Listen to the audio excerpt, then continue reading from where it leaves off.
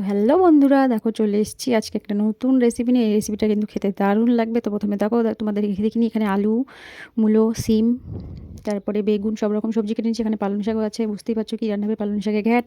তো প্রথমে কড়াইতে তেল গরম করে দিলাম, তেল ঢেলে তারপরে এর মধ্যে আলুগুলোকে ভেজে নেব। একটু লবণ আর একটু হলুদ ছড়িয়ে ভালো করে আলুটাকে সুন্দর করে ভেজে নেব।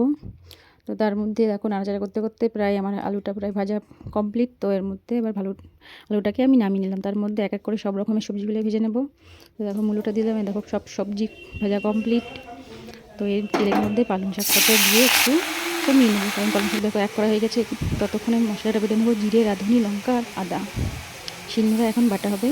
তো দেখো পালং শাকটা কমে গেছে। তো এর মধ্যে সমস্ত রকম সবজিগুলো দিয়ে ভালো করে ঢেলে নাড়াচাড়া করে দিচ্ছি। ততক্ষণে আমার মশলা রেডি। দেখো নুন হলুদ দিয়ে ভালো করে মশলাটা মিক্সড করে নিয়েছি। তো কড়াইয়ে তেলটা গরম হয়ে গেছে, জিরে ফোড়ন দিয়ে দিয়েছি। তো এর মধ্যে আমি এখন মশলাটাকে ঢেলে দেবো।